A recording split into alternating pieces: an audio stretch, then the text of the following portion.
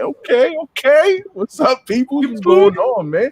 Listen, man. This is the second episode of New Comic Day Reviews over here, East Meets West. You know what I mean? So yeah, we're making moves over here, and we'll talk about what's going on later on. But I want to introduce my panel members, man. I'm your boy Joker, man, with my broski. Yep, Gomez Comic Collector. What's up? You boy. And we got Josh Jeans in the building. What's up, Josh? What's up? The first ever episode 2. First ever? Yeah, you're right. First ever episode 2. And James, man, King of the Golden State. What's up, bro? What's shaking, everybody? It's your boy King of the Golden State. Hang on to Josh G, Gomez G, and Joker G. Let's go. We all G's. How about that, yo? So yeah, I want to say what's up to people in the chat real quick, man. I see Big Lion Cat, Eddie Comics. We got Harley Quinn. We got Terry JSA, Nick Grav. We got Joker 153. This my son and my wife up there. What's going on both photoshops? That's my daughter. Gabino 1. We got the Broski. We got Bricks. The Iron Geek is in the building. Who else we have here, man? I think that's about it. Sif Lawley from Spine Ticks, man. Uncanny Swag. Fat Jesus is in the building. Astro Wizard. I like that Fat Jesus. I like that. Luis Pagan Ponce, Mac B1 is in the building. What's up, guys? Yo, even Fat Jesus is going through, Jesus is going through COVID right now, man. That's why he's fat. Can't get Jesus. Yeah. Listen, yo, I apologize for being a little late. I was, just watching Justice League. That's what it was, So we'll talk about it on the show on Sunday. You know what I mean? Yeah. Who else is there? Johnny Dakota. What's up, Johnny Dakota, man? What's going on? So yeah, man. So we're here for New Comic Day Reviews. But at the same time, man, we also are here to do some cover fires, man. Brought to you by, none other than CBSI, man. And shout out to CBSI because we are working with them doing cover fires by Mike Morello. If y'all go to the description, there's a link to his cover fire list. And for this week, and it's pretty dope, man. Awesome. So yeah, man, we'll start off with that. How about that? We'll start off with the cover fires this week, man. And for for the winner, man, he has here first, man. And Broski was the one who told me about this book because I didn't even know it existed. I knew it was a color one, but I didn't know it was a black and white. This is the winner, right? He chose, man, of Abbott 1973 issue number 3, covered by Danny. What's up, James? I just saw that today over in the shop somewhere. I was thinking about picking it up. Yeah, I picked it up for $9.99, so I was able to pick it up before it skyrocketed. So it's a hot cover. Yeah. According to Broski, he said it's a 1 per store. Yes, it's a 1 per store. There's a 1 in 25. The 1 in 25 is the actual color rendition of the issue. So if it's 1 per store or whatever, it's a really scarce book compared to the 1 in 25s and stuff like that. Got it. Got you, brother. Got you. Dope. That's weird. The higher ratio one is the color, and the lower is the black and white. So yeah. Listen, man. In comic books, things move mysteriously, bro. That's all I gotta say. So we move it on, man. So that was the winner, man. We have runner-ups, man, and this was one of the runner-ups, man. We have here Catwoman issue 29. I put B because that's a B variant. The cover done by Jenny Frizz and dope ass variant there. I read this book too, as a matter of fact, and it was a pretty good read. It didn't mention on the A cover, Joelle Jones, the new villain in the book. It didn't really say her name or its name. No, and I don't think it's on the cover because you see them masked, you never see them unmasked, right? Yes, correct. And it does that kind of like ghostly, does like ghostly stuff and strikes with like electricity or some shit like that. So it's pretty crazy. But no name though. No name. But nonetheless, and I think Joelle Jones is not even doing the interior no more. I think she's just doing the A covers. Yeah, and it was a dope ass A cover. Remind me of a Japan style Tokyo type cover. So that was a good cover as well. Yeah, but you can't go wrong with Jenny Frizz. And I know Jenny Frizz has been kind of like repetitive with her covers. I don't know if it's because this one's upside down, Yeah, it throws you off a little bit with the whole upside down cover. I am digging it. I am digging Jenny Frizz's cover over here with the Catwoman issue number 29, guys. Not only for the cover, man, it was a good read. So dope book to get there. Cover price. All right. So next runner up, if I'm not mistaken, it's gonna be a trade paperback. He put him, my Morello, which I found interesting from. We got Leave on the Light, man, over here. Cover done by Oscar Pinto, man, from Antarctic Press. So yeah, don't know much about this book, but this does give me a vibe of a Bill Sienkiewicz cover, guys. I don't know. Yeah, with the lighting and such. Yeah, I know it does big time. And it's all Oscar Pinto. I didn't know that. Yeah, that's dope. Digging it, man. So, do you know anything about this story? I've never even heard of it. No. That makes two of us. I never heard of it either. But I mean, like, I like the cover. I mean, like, it does, like you said, it does have that Bill Sienkiewicz vibe a little bit, where it's kind of like, you know, the fading of the light and such. It's kind of very similar. But no, I mean, overall, I'll look for it if I can. Yeah. So what we going here with, man? Next up, we have here. Those were the two runner-ups, man. Next up is the stiff competitions he has, man, on his list, man. And this one is Captain America: The 80th Anniversary Tribute. This is the 1B cover. This is a variant. This is an A cover. I think the A cover. What is it? Is it a homage to Avengers 4? If I'm not mistaken. But this. Yeah, and this one is the Golden Age Cap, man, over here, you know, with the famous him punching Hitler. Mark Brooks cover, dope ass, sick ass cover, man. What do you guys think about this one? I just picked this one up today, actually. You know, like, you know, as soon as I saw the list you had there, and I was like, you know what, I'm at the shop real quick, and fortunately, I was able to find one. So, you know, I just literally got it in the bag somewhere. But what was the cover price? What was the cover price on this one, man? $7. Yeah, $7. But it's going for twice out on the secondary market, though. Okay, that's good, I guess. No, I mean that's hey, that was the reason why I picked it. Hey, what you go, Josh? Look at, is that Josh down there or was that Bucky? Dude, I was just about to say, every time I see this picture of Bucky, I can't help but laugh. Yeah, he has a little thing, but instead of saying that, it says, "Don't forget your FOC." Now you started it. Now you gotta have him go picture like this. Yo, that is hilarious. But yeah, man, awesome, dope ass Mark Brooks cover, man. I like that cover. If someone's gonna put me into that picture, can you at least give me like a dope mechanical arm? No, you can't do that, man. You're Bucky, though. You're Bucky. Bucky ain't got no mechanical arm, dude. Oh, give him one of them arms from that scary movie. Do you remember the scary movie with the guy with the deformed arm? Give him that arm. Give him that arm. Oh man, yeah. So then we're moving up, man, for another stiff competition, man. Is it stiff competition or is it? Yeah, there you go. Stiff competitions, and this one right here, man. Spider-Woman issue 10, the B cover, the Women History Month of Jen Bartel, man, and Jen Bartel has been killing it with these covers. I know people's like, oh, I'm getting tired of these already, man, but I'm digging them, man. I like this one. This one and the She-Hulk was my favorite one. Yeah, I like them both, dude. So what do you think? I'll tell you this, like, I didn't pick these up, but you did, and I have them here. And I was just looking at them too. I'm like, man, I should have picked these up. I mean, they do. They are really nice in person. This one's the best one by far, though. It's a good one. I like it. I like that, and I like the the Iron Man one they had. Yep, I like that one too. Yeah, it's very similar to like God, who's that actress from Christina Hendricks, you know, from God, what's that show? It's like God. You talking about this cover or the Iron Man cover? The Iron Man cover. Patsy Walker. Yeah, cover? Patsy Walker as the cat. Yeah. Yeah, it's great artwork nonetheless. Like, you know, I'm just looking forward to the rest. But the thing is, I can't find them. Yeah, and I know Jen Bartel has been doing these Women History Month for this month, but at the same time, man, this month has been another variant going around with Marvel, and it's been the two-tone covers, man. The two-tone covers by Michael Cho, and the last book we have here for Cover Fire, man, that Mike Morello has put was Iron Man 7C that, you know, James was talking about, Iron Man.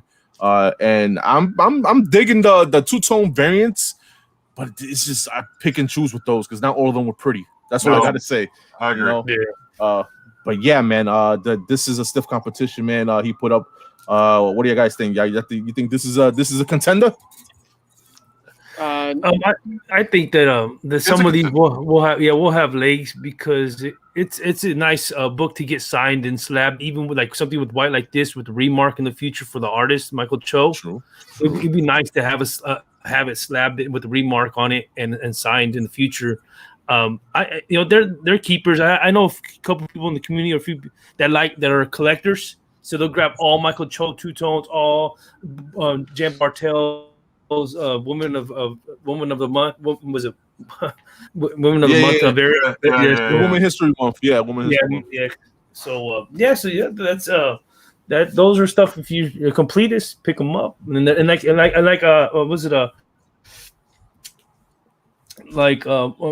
Morales was it he said that Morales Tunes, he said that that they keep in mind this should be all cover price books. So these are not incentive variants, expensive cover books to get at an LCS. So these are all covered. Yes. Yeah. So that's a good thing about these covers being, what they are. Definitely, man. I mean, for B&B covers, cover price books and stuff like that, man, I definitely agree. These are pretty nice, man. Pretty nice. Real quick, not to hijack. Yeah, I got you. Madman, Christina Hendricks from Mad Men. That's what I was thinking about. Oh, from Good Girls, Good Girls. Yeah. It looks just like that. It's like, oh my god, love that. Yeah, it's so. There you go, broski. Okay. Yeah, I had to put that in Mylar. Look at that. Yeah, I agree, broski. And then look, I literally just got in the house, man. Oh, there you go. See, everybody just showed up. Like, there you go, man. With them covers be look, because Josh got my books. Show his books. That was his. That was mine. I know. But man, I want to give a big shout out to Mike Morello over on CBSI, man, for doing the cover fires, man. I appreciate you for that one, man. And then stay tuned on Sunday, man. He also has cover tunes, man. Cover tunes. He likes to talk about certain artists, certain characters, or certain books that he likes to show off certain covers. Yeah, so stay tuned for that one. It was a good one. It's an interesting one coming up on Sunday. So we'll talk about that on the live show on Sunday for East Meets West. Okay. All right, guys. So that's our cover fire of the week. Right? Yeah, dope ass covers. Brought to you by my man Mike Morello. Yeah. So yeah, man. Over here, you already know, man. This is our new Convo Day picks that we picked up from March 17th, St. Patty's Day, saying St. Patty's Day, and it was James' birthday. I feel at that. So, I'm old. Don't worry about it. Move on. But again, man, I couldn't read all the books that I put up to read for this week, man, because of my online. The online didn't update the books, but I did read one book. And one book I did read was Nightwing over here. Nightwing 78, man, dropped yesterday. Well, actually dropped Tuesday because DC drops Tuesday. And then we got the hold on, man. Look, okay, see, my boys is on point. There you go with the covers, man. So yeah, man, you got a dope ass Redondo A cover there, man, with a dope ass scan variant, man, and those scan variants, man. He's been killing them. Yeah, I got those. What I like about in this book, it's a whole new story arc for one. Yeah, a new writer. It was a great read. Me personally, I enjoyed it. You got the past with the present with Barbara Gordon, and before when he was first time meeting her in a way, or like meeting her, and then it shows her again in the future, like now from the past. So I like that he foreshadowed the book, the storyline of what's going on. Like Broski said, man. This did start back when they first met Barbara and Dick. When they were kids, and basically, his whole thing was about he hated bullies and stuff like that. He moved on, and then he moved. Where the next place took? I think it was I think he got sent home or something like that by Commissioner Gordon or Detective Gordon at that time, right? Yeah. And then he was in trouble or whatever. He thought he was going to trouble by Bruce, but it was what's his name? Alfred. Damn. Alfred was talking to him and giving him a little advice here and there. What's going on? And he took that with him to. Like he did that, and it showed his reflection of being kind of father figure to him because Batman was never around because you know how Batman is.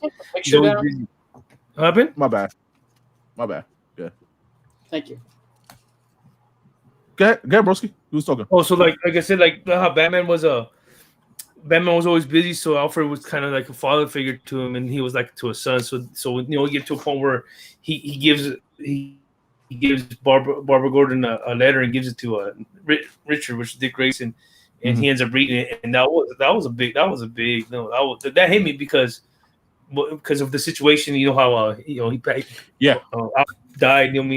He gets the letter, and then he the inheritance situation from Ray Dunn's from Batman, I think 101, I believe.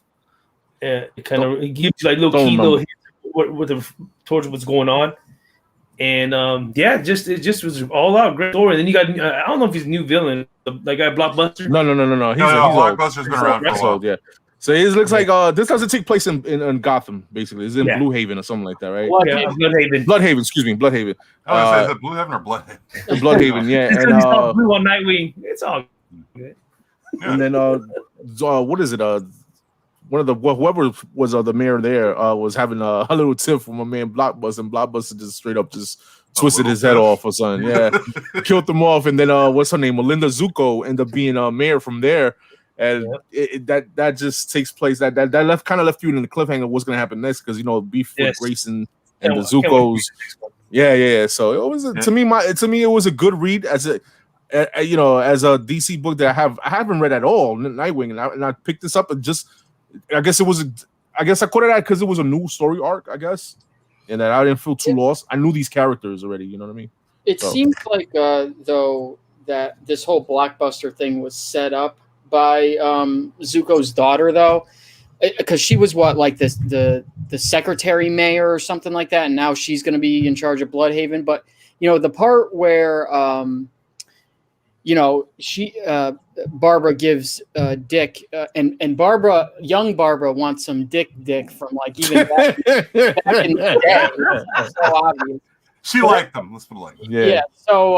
So anyway, but when he was reading that letter, I don't know why, but I do know why, but it was really touching. How Alfred, like Gomez said, thought he was like his son and things like that. It really reminded me of Mike. You'll know what I'm talking about. Is Yellowstone, kind of like how in that show, I'm not getting into the story arc of that show, but the guy leaves this piece of property to kind of like an adopted son almost, and it's really touching to him. It's almost like the letter means more than what he's actually getting, which in this case is billions of dollars. But yeah, it was a really quick read. It's short. It's actually, this book is full of a tremendous amount of ads. Yeah, that's the thing that really bothered me a lot. It was the first 5 or 10 pages, you got nothing but ads, and it was annoying. But it was a good read. It was a good quick read. Yeah, definitely, man. No, it was a good read, and you know the writer Tom Taylor from Injustice. Yeah, so you're looking for something really good to come around. So. For one thing's for certain, the letter was a nice sign of saying that they're keeping Alfred dead for at least a while. That is a sign that says it's telling you that that Barbara is the executive to the inheritance for Alfred, and he had that predisposed letter where it's ready for at one time whenever he's going to die that he would get this letter. And what the hell is that? Yeah, someone getting killed. Yeah, that's my kids, man. Yeah. Okay.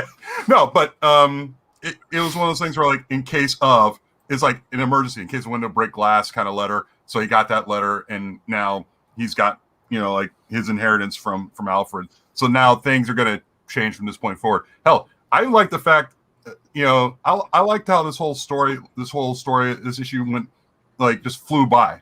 I mean, even though there's all these ads in the middle, which is so annoying, the story kind of flew by and it was real quick, and the pacing was perfect for me. I mean, I'm just looking forward to reading the next issue. Yeah.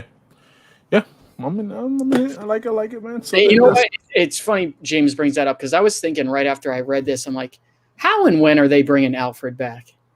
How can they? It like I said, that letter was a sign to tell you that who's the next Alfred? Look, it's a sign. It's something like this is telling you things are concrete for now. Yeah. So you're not going to see. They're basically saying you're not seeing Alfred for at least a year, unless they reboot the universe. Yeah. Yeah, you're going to have a Mexican guy, Alfredo. Unless the Mexican version. Unless they have their own guy who could pull Alfred from the depths of hell and bring him back to life. We're not seeing him for a while. Yeah, well, you're not dragging him to the Lazarus pit or nothing. I think too much time passed already. Real quick though, who here? I hope they keep him dead. I really do, because the one thing I don't like about these universes is how nothing is ever permanent for make something permanent. You watch soap operas, man. Nothing's permanent in soap operas. I I mean, obviously, definitely. I love Alfred. Alfred was, a great character. Yeah. Do I want him killed off? No, but they did. So, but I hope they stick to it. I hope they just don't. You know what I mean? Yeah, I just have a hard time believing that they're gonna stick to it. Yeah. So yeah, man, that's our review for Nightwing there, man. The other books I did not read, but my brothers here, man, they have read the books, and I'm gonna go with the next book is gonna be Radiant Black issue 2. All right. My brothers, man, how was this one? I did read issue 1. I read issue 1 yesterday. Thought it was a good read. What do y'all think about issue 2? I was able to pick up that Rod Reese 1 in 25. So I was happy. I was able to get that book for the $24.99 value, the 25 page. I read the book. Really great read. It takes off what happened in the previous book, and then the main character is Nathan. People who don't know, and he gets these powers from just being out with his friend. I think is Marshall.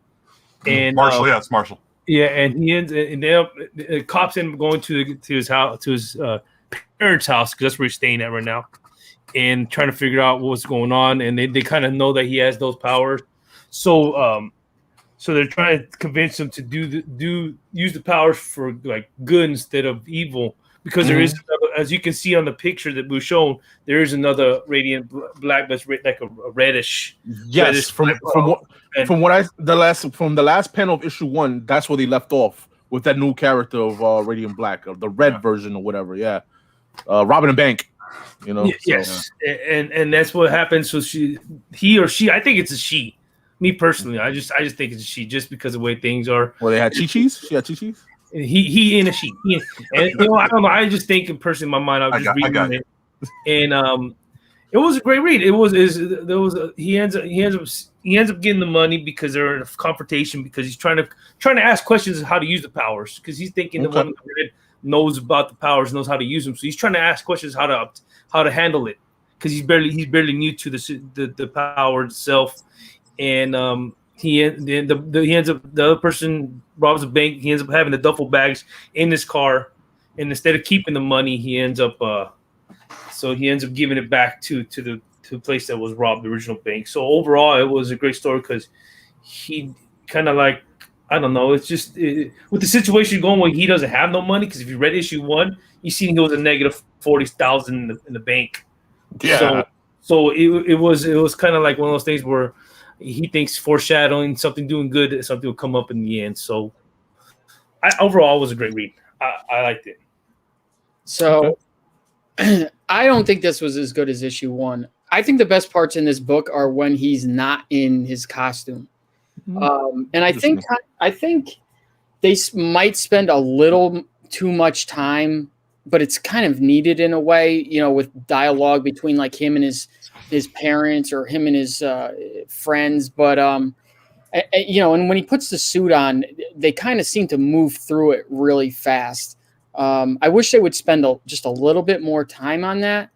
At the end of issue 1, I too also thought that the other, whatever this person's name is, I don't know if they are called Radiant Black, but for now, Radiant Black was a woman. But I don't think so, unless they're drawing them like to kind of throw us off, because he's got dudes, arms like a dude, and he's got like a Power Ranger type costume.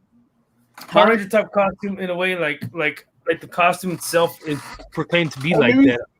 Or maybe they athletic, bro. You know what I mean? But he's got like that don't seem like a chick, but you never know. Hey, don't judge, right? Yeah. I mean, like I read Radiant Black 1 and 2 today, because I was just catching up, just for the sake of just catching up, and I'm kind of with Josh a little bit on the issue 1.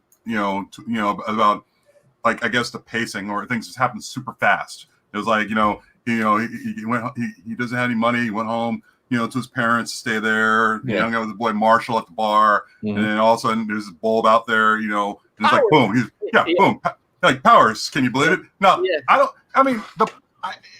guess the idea. All right, they put it out there for you. Here it is, and go. And since then, actually, I dug it. I mean, it's not the greatest paced comic book, but even issue 2 I enjoyed it. I mean, like, you were reading about like that character's struggles, like as far as like what he went through to get to this point, and he goes point A, point B, point C, and so forth, and it's like boom, you're Radiant Black, and that's fine, you know. But Radiant Black reminds me of another title that has that almost similar pacing. It's called Invincible. You know, like even the cartoon art for it. You know, like even the story, the storytelling is very similar to Invincible. And it's like I went over on just to make sure, just to go over like my first issue. I was like, this is somewhat similar, and it, like even the art is very similar. You know, not to say it's going to be on like that same level of Invincible, but it's a good read. You know, like I'm looking forward to see what happens in the in the next issue. So I got that vibe when I read issue 1, man. I got that vibe from reading it. And I mean, listen, man, I feel like there's gonna be more to it because of these other Radiant colors that's coming out now. You know what I mean? So maybe there's more to it. Maybe they give you a story why they chose that guy in issue 1. Maybe they come back to that. Hopefully they do, because I do agree with Josh. I feel like, all right, here you go. You're fucking Radiant Black now. Radiant Black. Yeah, that's it. You know, so. We'll see, man. We'll see. We'll keep an eye on this one, man. But for now, man, the guys, y'all say it was okay. My man Josh said it was not better than 1. It was okay. I mean, I was entertained. I mean, it was one of those things where it's like, I'll pick up the 3rd issue. You know what I mean? Like, it's like a lot of comic books, you know, they do stuff like this. Like they like to start off with a foundation, and then you realize why it got to this point, like in the next couple of issues. It's sort of like the hook. You know, it pulls you in. And then they're going to start to feed you, you know? So I look forward to issue 3. Sweet, man. All right, so there you go, guys. That's our reviews, man. Right there for review for Radiant Black issue 2, guys. Next up, we're going to go is with TMNT issue number 115, guys. 115. Sweet covers, though, by the way. Yeah, they are. I'll tell you. Who else read this? Gomez? Yeah, I read it. All right, so this issue, like, in my opinion, is not good, but I liked it still. Like it's just not. I really don't know what the point of this book was. Now, granted, I haven't read Turtles like the past, like 10 issues, and so I just like skipped right ahead. And you know, this has to do obviously with Toka and Razor, and they're out of control. And yes, I forget who asked me this question, like last week or the week before, if they are like they were in the movies, like babies, and the answer is yes. Okay. I have a question though. Yeah. Does the cover A happen? Yes. Okay. All right. Go ahead. Okay. So apparently, it starts off with Bebop and Rocksteady, and they're like playing guitars and stuff, and they want this like battle of the bands type of thing between like them and the Turtles. Now, again, like I don't know what happened previous because I skipped ahead, but I guess they're nursing Karai back to health, and Toka and Razor are just kind of like out of control through the city. So like all the mutants kind of team up for like the day to help kind of get them under control. So Bebop and Rocksteady help the Turtles and all the other mutants, and you know, they get Karai on the phone to be like, yo, you need to calm Toka and Razor down. Just like Shredder was Mama, now she's Mama. So basically that's all that happened. And it was that. It was Jenica kind of like reflecting on her past, and this whole lead up to the next issue, which is they're going to have a battle of the bands, and Jenica knows who can help them in this battle of the bands against Bebop and Rocksteady. It's stupid. Yeah. But it wasn't bad, but most people will probably think it was bad. Okay. Yeah. I'm not a Turtles reader, and for being a Turtle fan, you would understand if it's a good or not read, in my point, because like it depends. It's like, if I'm a Spawn fan, I Respawn, I enjoy it. Some people don't enjoy it. So if you're not really a Turtles fan, because there's a lot of shit going on, a lot of different Turtles, I'm with Josh. I don't know what's going on. I jumped on it to give it a read, give my point of view of it, and I have to read more backtrack to understand what's all this going on. I know something happened where a lot of humans turn mutants and all that, like mutinized in a way from I was reading Jenica's short story, and it is kind of like they're still like Toka and Razor are still babies. So you see a scene where Bebop and Ross they're beating the shit out of them. They're like literally like stabbing them and stuff like that. And you see, I think it was like Leonardo Dontel. One of them says, "Hey, we got to stop this because they're just kids and they're gonna end up killing them." So you know that's the reason why they decided to stop and say, you know what, one of the turtles I forget the name. Said, we got to do a battle of the bands to control Bebop and Rocksteady and keep them off guard of what they're doing. So that's why they started doing that because they wanted to just play music the whole time. Yeah, when I hear this battle of the bands, I think of fucking Bill and Ted. Or some shit. And Toka and Razor are in this are like massive. Yes, for some reason they're like huge. Yeah, you can see from the A cover, man. Look at that A cover. Let me ask you about this. So, like for the Turtles, I haven't read Turtles like God knows how long, but is the Turtles title still for? I guess it's just Josh's answer here, but like, would you say the Turtles title is kind of more like aimed towards children, like say teenagers and such? Like I know, like as adults, it's like you and me. You know, we probably wouldn't dig it very much. But do you feel like this title's kind of aimed towards say like I don't know, mid-teen kids? I tell you what, I don't know about the main title TMNT, but I know Last Ronin for kids. Well, there's that, but I mean, like the Turtle like license is still like aimed towards children. I guess I would say it's not. It's certainly not as adult as Last Ronin, that's for sure. But you're right, James. I mean, it's kind of a mix of both. Like I've read some issues that are definitely more adult oriented, but like this one, I don't know. It's kind of I don't know. It's kind of like we've grown through this stuff. Yeah. But I mean, it's like as the fact that we're getting older, and it's like we're starting to grow away from it. You start wondering if it's aimed towards mainly like say like the demographic would probably be towards like teenagers or kids, whatever. And yeah, you're right. And the thing is, it's hard for me to really say because I guess when I read Turtles, I'm kind of reverting back to my inner child. That's all I was thinking. So it's both, but yeah, you're probably right. It's probably kind of in that range of a teenager. Yeah. Definitely not kids, but like adults might not dig it. There you go, man. So that's the TMNT 115 review, man. Real quick, man, we got a super chat there from my man, the Butcha, man. He says, "Can't wait to party New Hampshire. Keep it up, guys. Big things headed your way, guys." $5 super chat. Shout out to you, man. And definitely, dude, we definitely link it up, man. And then my man, Joey does comics over here saying, we hit the motherfucking strip clubs. He's hitting Chuck E. Cheese. I was about to say, bro, listen. But we are hitting the motherfucking strip clubs. Like I told you last night, I heard they have a good ball pit there. Kenny Swag say, bring your McLovin ID, Joey. Let me see. That's right there. Highlight that right there. That's exactly just kind of what I said. But he's right. They jump all over the place. Like I said, there's stories inside that IDW run that are very like adult, and then there's ones that are just very child. They're trying to please everybody, basically. Yeah. He said the TMNT turns to Josie and the Pussycats. There you go.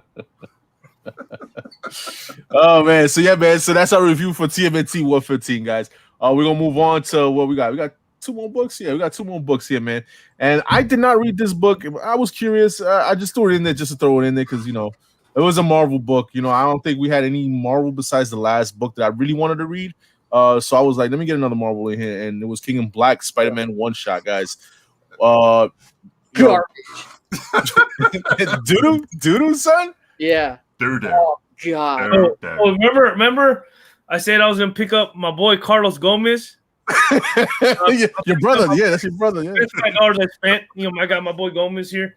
So I read it. I don't read a lot of Spider-Man books. I'm not gonna lie. I'm not a big Spider-Man fan.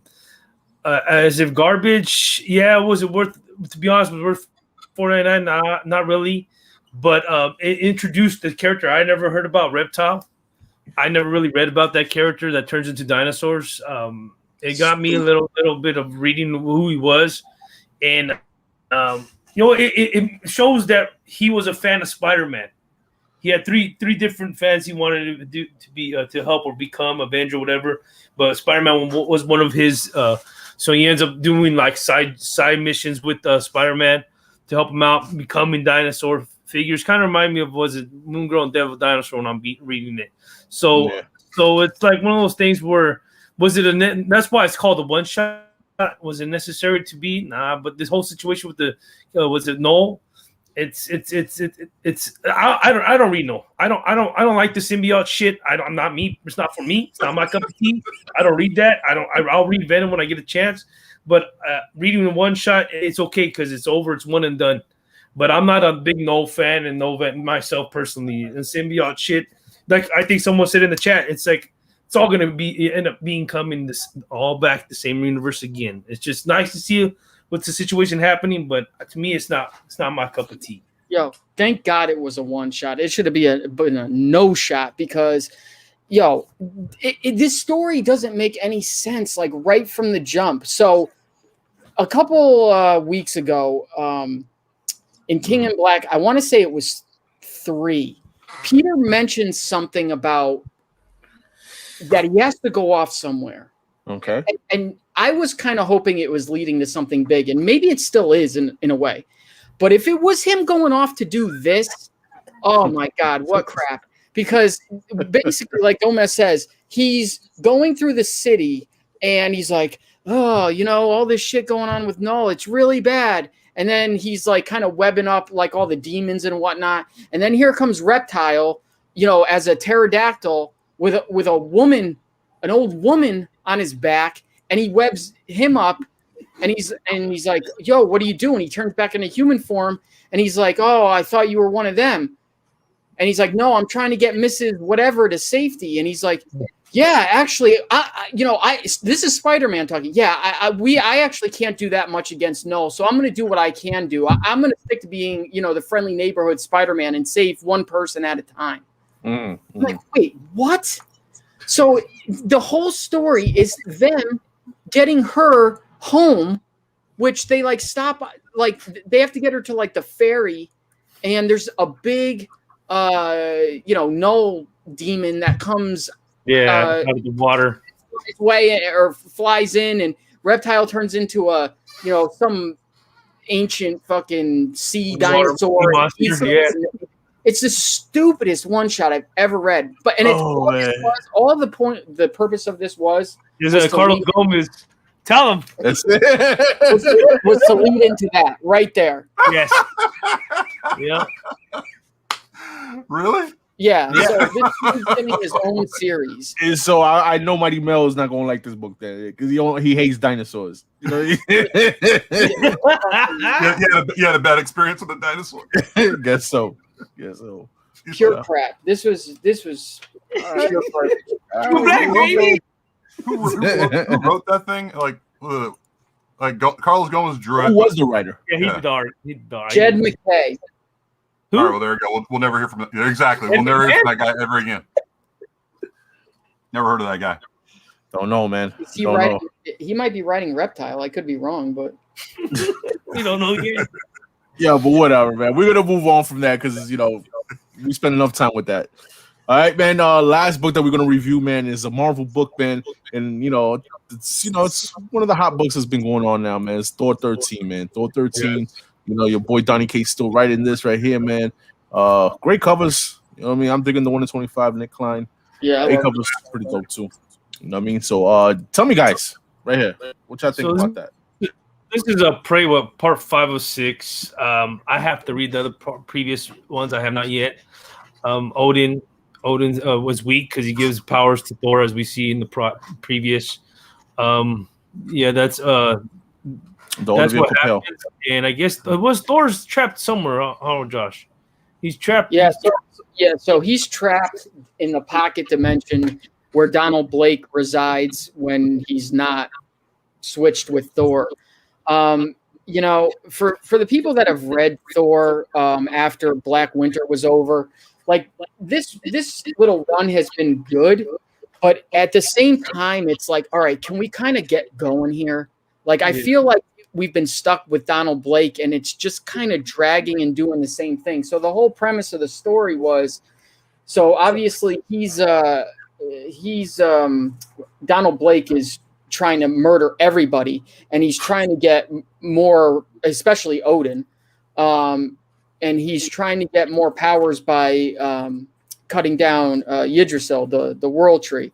Mm-hmm. And where the last issue left off, Jane Foster, who's Valkyrie, goes to some bar somewhere, and Odin is basically drinking, like bereft of all his powers, and he's just drinking.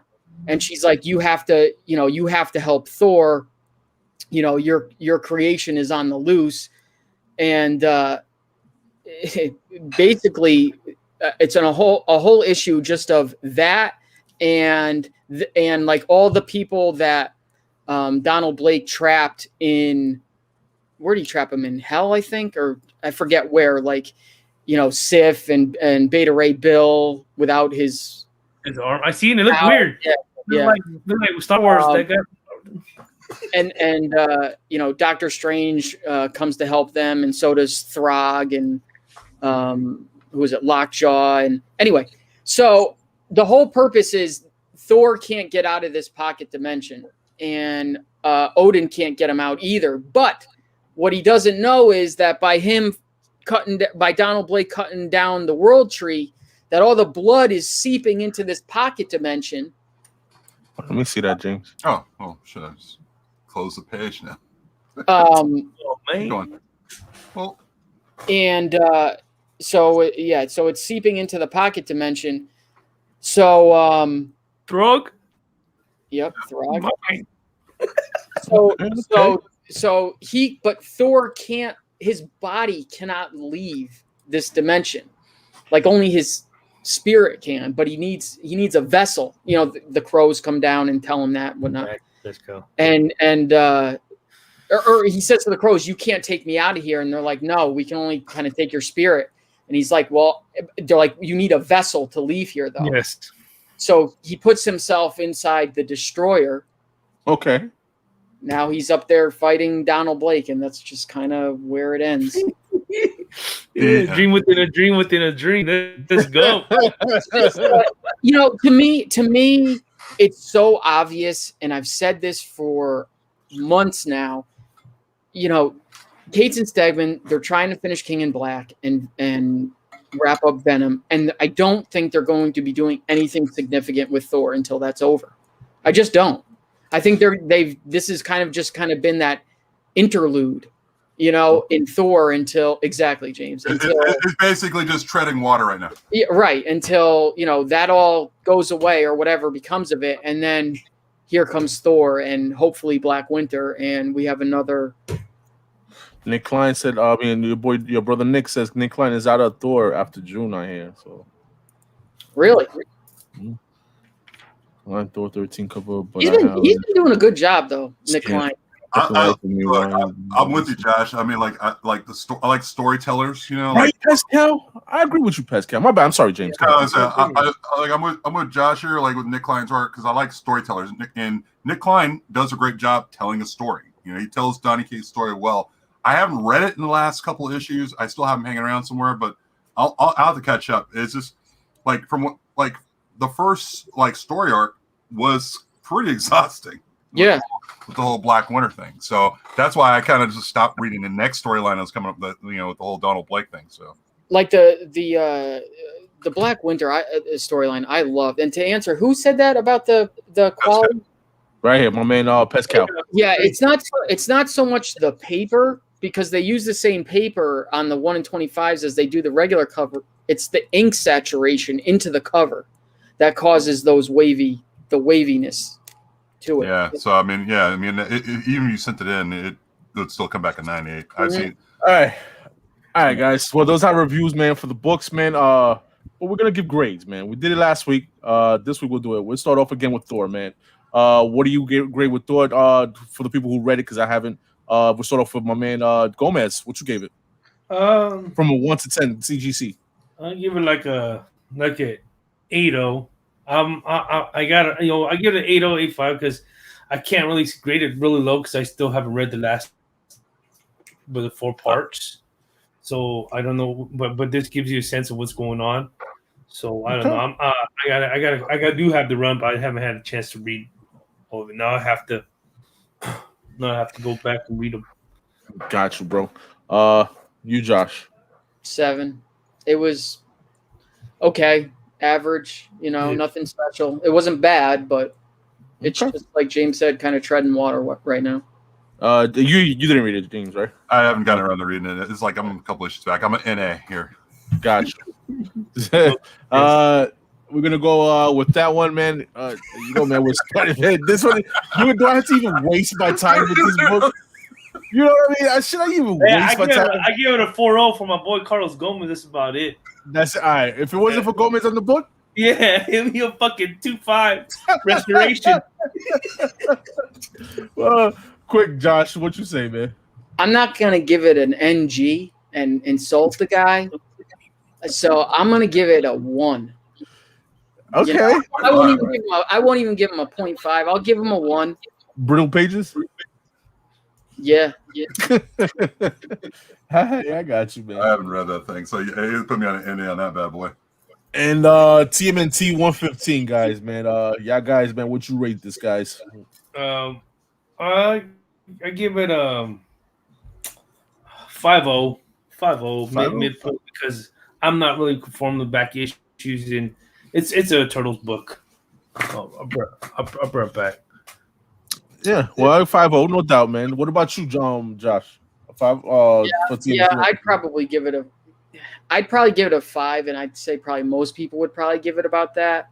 But there is part of me that wants to give it a little bit higher, just because, like, Turtles does something for me. It takes me back to being a kid. But it's just an inconsequential story, and to bring Toka and Razor back, obviously they didn't bring him back in this issue, but like if this is what they're doing with him, I kind of find a problem when a miniseries of your main like Last Ronin is doing better than your main title. You know what I mean? I don't know, man. Maybe they need to change the writers over there for TMNT. Well, you got to remember though, on Last Ronin they have Eastman and Laird. They only have Eastman on. No, I know, but I'm just saying. Maybe they need to find somebody that to spice up the TMNT universe, man. But yeah, man. So there you go, man. You got a 5.0 for TMNT. Was it 5.0? Yeah, you 5.0. Right? I don't even remember. So Radiant Black, man. I know James read this, man. James, what do you grade this book, man? I'm gonna give it a 9.4. I mean, like it's still got like room to improve, and like I said, I like that whole cartoonish artwork sometimes. Yes. When it comes to a title of this kind of magnitude storyline, and so forth. I give this a 9.4 because I think it could get better. Okay. I like that. Josh, I give it an 8. The intriguing part of this story to me is, again, when he's not in his superhero Radiant Black costume. I think the parts of these 2 books, that kind of reflect what a lot of people go through, especially in their 20s, just kind of trying to figure out who they are in life and where they stand in life. So I give it an 8 for that. The whole superhero thing is yet to be seen, so it's leaving a little bit to be desired. I am going to pick up issue 3, but they need to start catching my attention a little bit faster. I got you, man. But the last book that we're gonna grade, I read it, and I think hands down is gonna be the best read that we read out of this list. It's gonna be Nightwing issue 78, man. And I'm gonna start off. I'm gonna give this a 9. 9.2. I'm gonna stick with the 9. Only reason why I give it a 9 is I feel like I should have been reading a little bit more. I mean, not that I felt lost or anything, just been more involved, and then I would give more credits to the book or what how good it was. But I at the same time, man, this is a high 9 is a pretty good grade. Though, at the same time, man, those covers too sick. A cover sick ass B cover. Yeah, you can find those.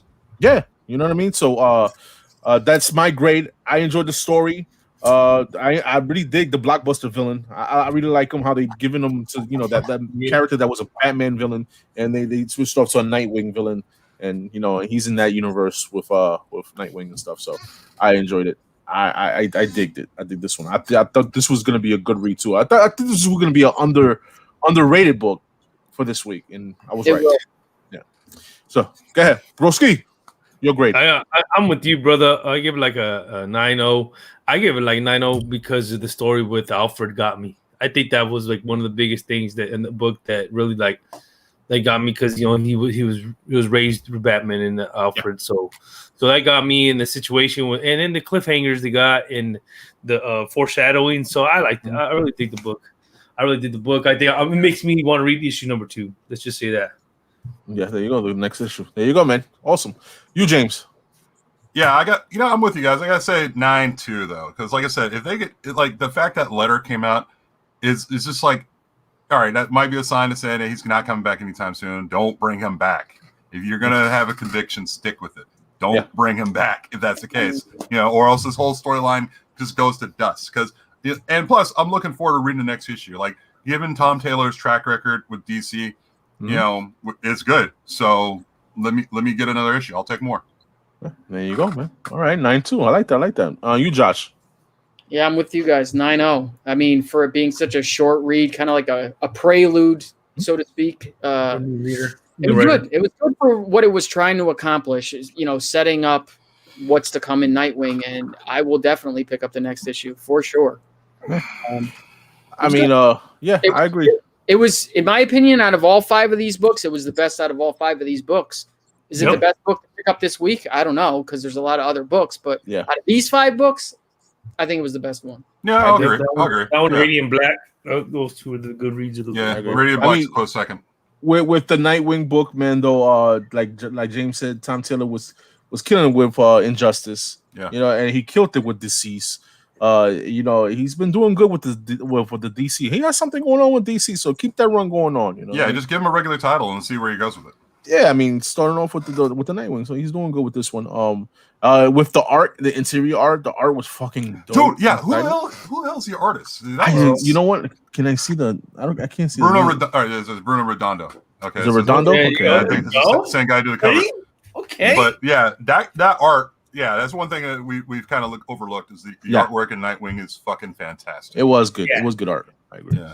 That fucking cover like fucking Adam Hughes, man. Like Adam Hughes vibe.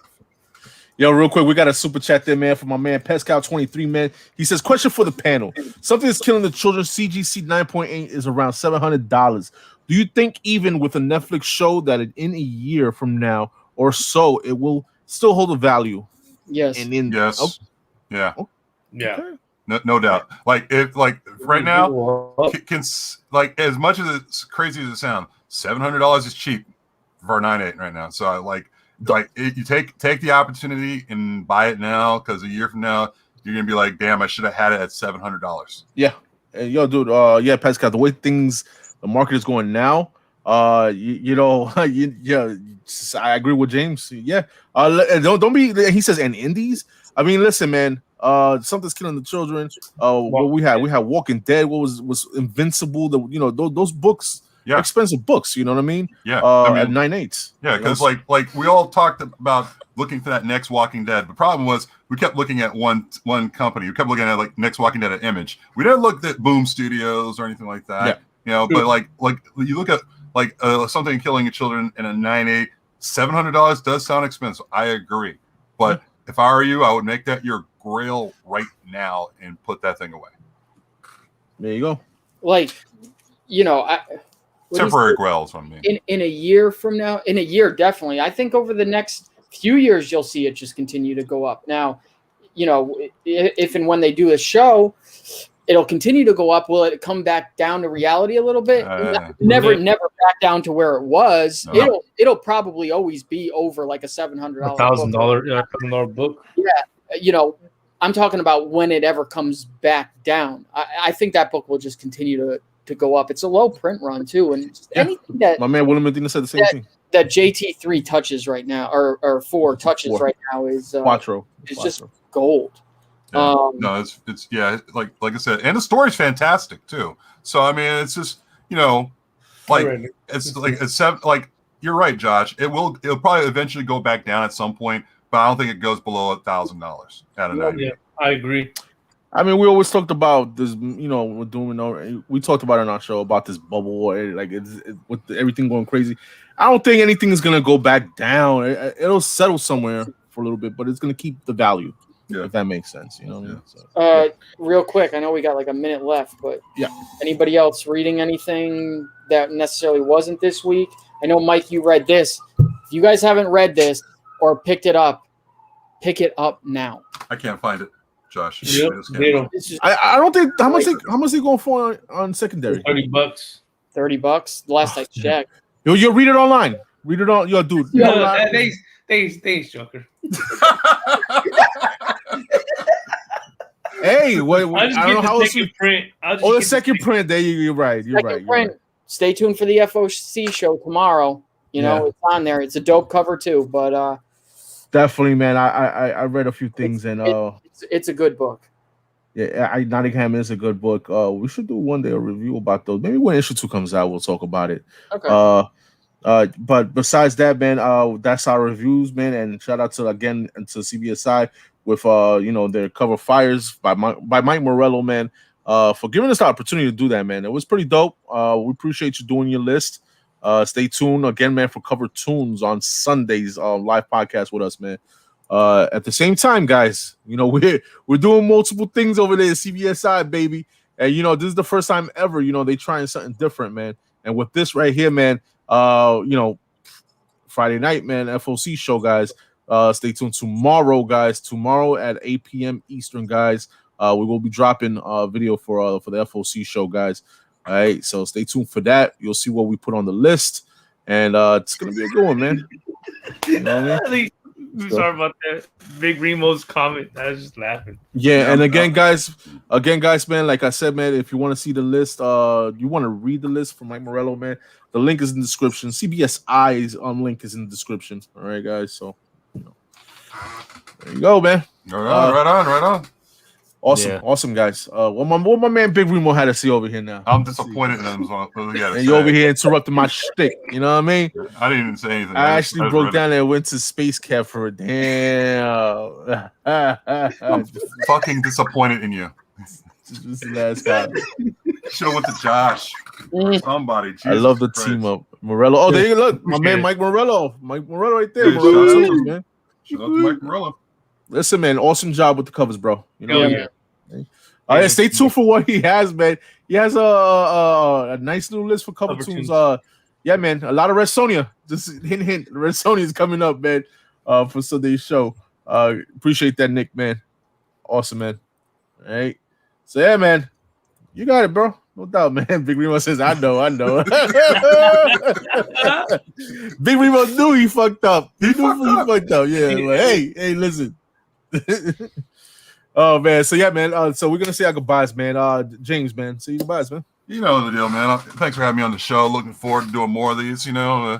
And you know me. If you're looking for books I'm posting, I'm on IG, King of the Golden State, and also on my YouTube channel. Same name. So there you go. There you go, broski. Yeah, no, like I said, catch me. I drop hauls, stuff that I can't really show here because I show everything because time is limited. So I do my own haul videos to go more in depth of my collection. I don't know. I like that. I like that, bro. And then, no, just like I said, we're doing a lot of things and happy to be part of it. Let's go. In depth. Listen, guys, and if you've watched my man Broski's last haul video, no, it was not in 2-time. It wasn't in 2-time play, bro. It was not. It was regular time play, bro. Right? It wasn't fast forward, bro. Josh, man. Just stay tuned for all the shows that we have coming. East Meets West, the main show on Sunday, FOC on Friday, and the other CBSI sponsored shows, Pressable Defects on Tuesday with New Comic Book Day, and also Tuesday night with Thoro. Any Spotlight, baby. Spotlight. So yeah, and obviously CBSI or what is it? comicbookinvest.com. Yep. Yes, it is, sir. The links is in the description again, guys. Take a trip down there, man. Got some dope stuff over there. Check out Mike Morello's list. Everybody that I mess with, man, is in the description, guys. Remember that. The link. Sub them up. Follow him on IG, all that stuff, man. But yeah, man. Again, shout out to my man Mike Morello, man, for doing that. Appreciate you. Listen, man, something new that we dropped there. Let us know in the comments, man. You know, if y'all watch this in the rewind, if you you like this or not. You know, if you have any honorable mentions of cover fires, man, just drop them right there in the comments, man. We'd like to know. You know. But other than that, man, stay tuned for FOC tomorrow. All right, stay tuned for the chop up later tonight, man. I'm pretty sure Thoro's gonna be doing chop up, probably like an hour or so. So yeah, man. Other than that, man, I want to say later, guys, man, and I catch y'all on tomorrow and Sunday. Later tonight. Yeah, tonight. Oh yeah, in the chat later. Peace. Later.